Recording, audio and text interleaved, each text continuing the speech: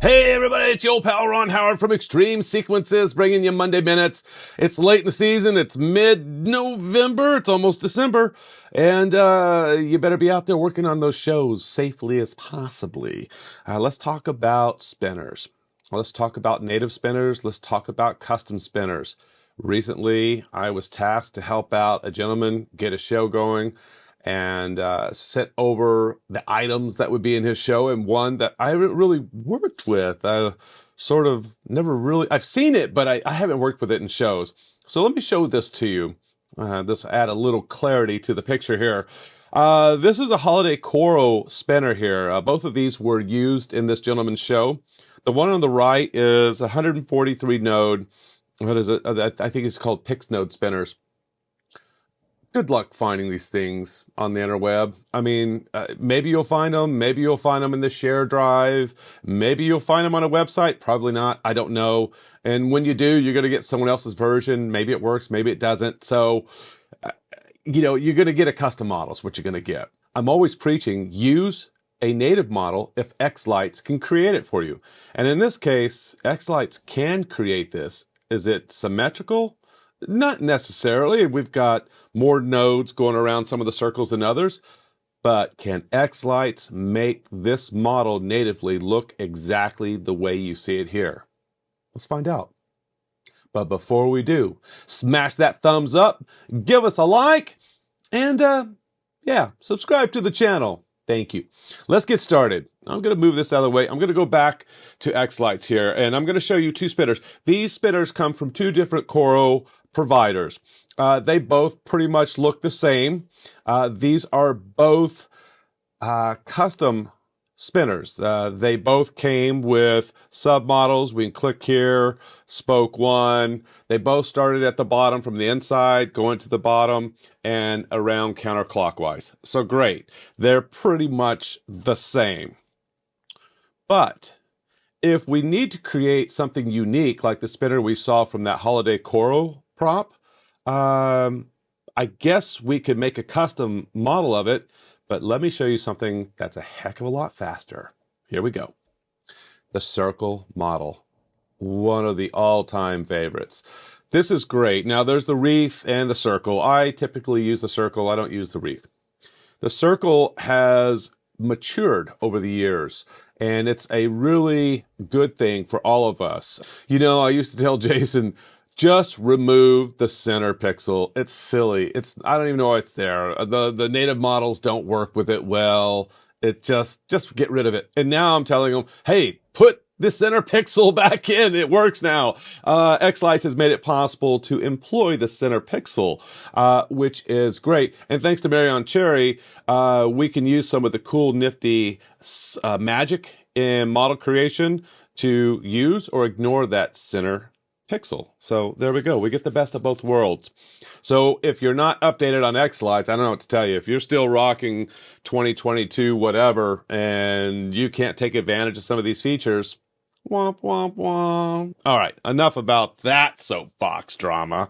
Okay, let's get into this. Let's make this model here in xLights with a native model. There we go. So first thing we have to do is tell it how many nodes there are. Well, maybe not necessarily. What I would do is concentrate on the number of layers. It'll add it up for you. So there are 7 layers. And then you want to click on the chevron box next to it to drop the layers down. And guess what that first layer is? That's right. That is one node. Inside, I did this wrong. Then it's 19. Then it's 27. Double click work, please. And then 16, 16, 16. And then it finishes 48. Okay, there we go. 7 layers. First layer's one node. You couldn't do that too far back. That wasn't possible. Then we had 19, 27, 16, 16, 16, and 48. And let's look at our results. Wow. Yeah, that looks like a dog turd. Pretty much. Well, maybe if we just shape it. Let's Ooh boy, oh boy. Okay, well, maybe if we make it the same size, resize, match size. Well, I do appreciate the cool looking design, but that is not what I'm asking for. But we can fix it, so don't worry, don't worry. Stop your panicking. Just make sure you select it. Here's the key.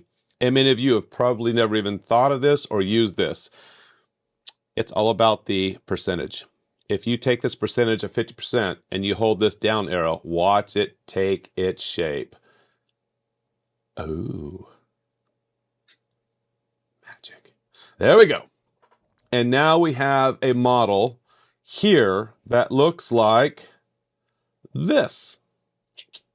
Not bad, not bad. Way to go, xLights. Okay, so we have this, but we don't have any spokes. We don't have any submodels because when you create a native file, it's just a baby. There's nothing to it. You got to take care of it. So let's go over here to our submodels and create something. Now, what I'm going to do is I'm going to call this spokes. And I want you to understand that creating submodels natively, or from, I should say, from a native file, is a little bit different in what you get in results than if it were a custom. Don't ask me why. I'm sure there's a technical reason. They're different. Okay. So if I create a submodel called spokes, all I want to do is find some symmetry here. And while this is not perfectly symmetrical, I mean, if you look at this one going over here, which one of these is this going to use? This one or this one? We'll let xLights figure that out. I'm not using the center dot. And so what I'm going to do is I'm going to right click on this one submodel. And I'm going to choose Symmetrize Rotational.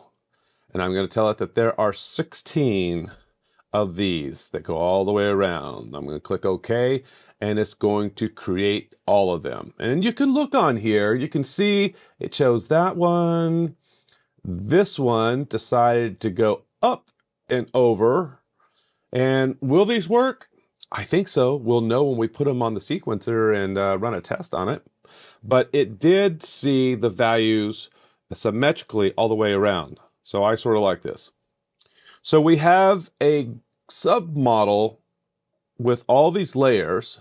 And a lot of times what I will do is I will split this so that I get the individual spoke submodels that I can put in a group. But I also have the main spoke model that I can put in a group. Do they behave differently? Depending on the effect used, they do. Okay, so sometimes it might be a really good idea to have both in case you need them. We can't control how all of the sequence vendors use models and submodel groups in the way they choose to use effects. So just be prepared to have both. Solves that problem. We click OK, and we look good there. Now, I already have a spinners group, so what I'm going to do first is add this to an existing group, which is my spinner group.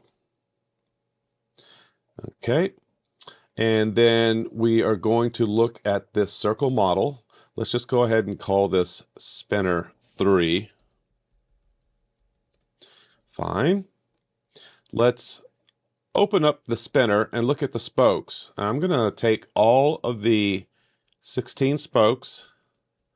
I'm going to add to an existing group. This will be the spinner spokes group. Okay.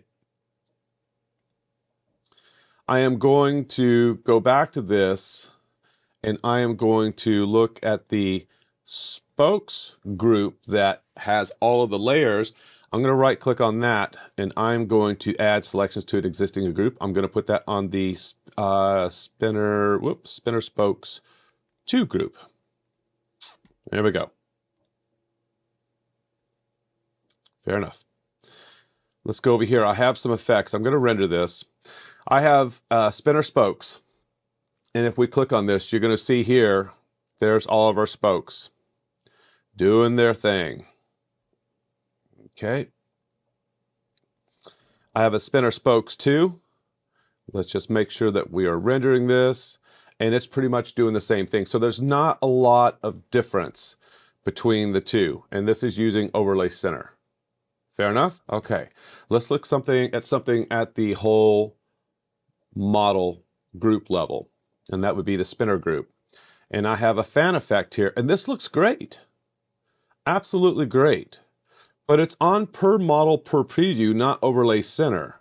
If I change this to overlay center, which works great on models that are custom, if I put this on overlay center, look what happens. I've done videos in the past about the difference between native and custom models, but you can see here the native model falls apart using overlay center, whereas the custom models look just fine. So if we look at the spinner group 2, we're not seeing anything in there. What I'm going to do is I'm going to show you something kind of interesting.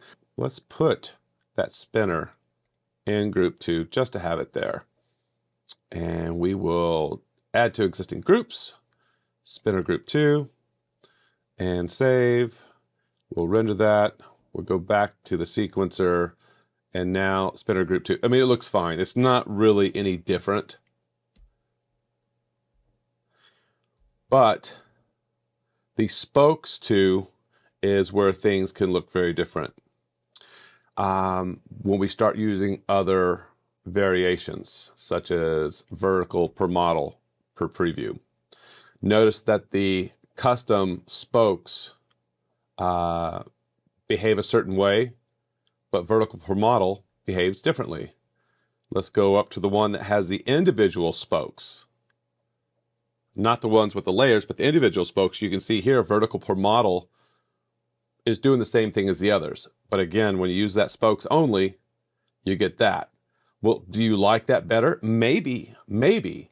These are the varieties and choices that we get with xLights, and it takes a long time to sort of get comfortable with what does what. And if you're not an avid sequencer, this may not mean as much, but I bet a lot of you purchase sequences or use shared sequences, and you just want to pull your hair out when the effects don't look right because your models are designed differently than others. So try to embrace the concept of custom versus native. I hope you found it valuable how xLights makes it super easy to create native spinners, no matter how many nodes are in any of the rings. That was sort of the main part of this. I know we kind of found our way into custom models versus native models again, but it's important. It's important to understand the distinction between the two. As always, drop me a message. Let me know in the video what made sense, what didn't, and what do you do to manage your shows when dealing with custom versus native models. All right.